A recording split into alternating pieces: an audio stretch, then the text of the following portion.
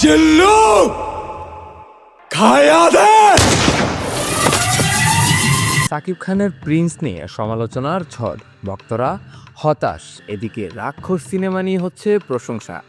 প্রিন্সের teaser প্রকাশের পরেই social মিডিয়ায় দর্শকরা একাধিক সমালোচনা তুলেছেন। অনেকে বলছেন সাকিব খানের লুক তেমন নতুন বা ইম্প্যাক্টফুল নয়, কালার গ্রেডিং অনেক শর্টে ফ্ল্যাট, ঠিকমতো ব্যালেন্সড নয়, ভিএফএক্সেও কিছু শটে দুর্বল মনে হচ্ছে। বড় বাজেটের সিনেমা হলে দর্শক সাধারণত আরও নিখুঁত ভিজুয়াল আশা করে। কিছু দর্শক আবার মন্তব্য করছেন স্টাইলটা অনেকটা দক্ষিণ ভারতীয় গ্যাংস্টার সিনেমার পরিচিত ফর্মুলার মতো। ফলে টিজার দেখে অনেক ভক্তই হতাশ বোধ করছেন, আর সোশ্যাল মিডিয়ায় এই প্রতিক্রিয়া ছড়িয়ে পড়েছে।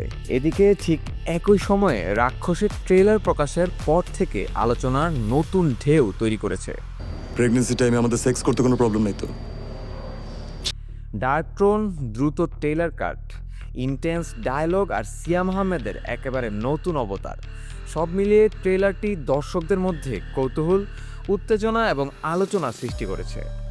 ফেসবুক, ইউটিউব কমেন্ট এবং সিনেমা গ্রুপগুলোতে অনেক দর্শক লিখছে, এমন ট্রেলার আমরা আগে দেখিনি, রাক্ষস হলে গিয়ে দেখতে চাই। এমন মন্তব্যের সংখ্যা ক্রমশ বাড়ছে। ভিউয়ের দিক থেকেও রাক্ষস এগিয়ে।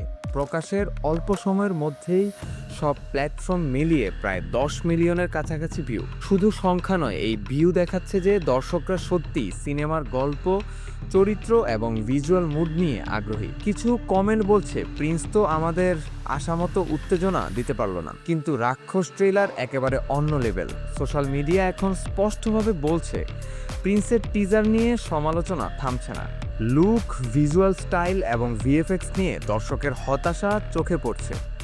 রাক্ষস কিন্তু ঠিক উল্টো, ট্রেলার দর্শকদের মধ্যে উত্তেজনা, কৌতূহল এবং বিভিন্ন আলোচনার ঢেউ তৈরি করেছে। ঈদের শুরু হবে আসল লড়াই, আর বেশি দিন বাকি নেই। কিন্তু সোশ্যাল মিডিয়ার এই পরিস্থিতি আগেই ইঙ্গিত দিচ্ছে প্রিন্স কি দর্শকের প্রত্যাশা পূরণ করতে পারবে, নাকি রাক্ষস এই ঈদে আলোচনার কেন্দ্রে থাকবে। দর্শক, আপনার মতামত কি কমেন্ট করে জানাতে ভুলবেন না। আর এরকম নিউজ আর গসিপ পেতে চোখ রাখুন এফবিএন এন্টারটেইনমেন্টের পর্দায়।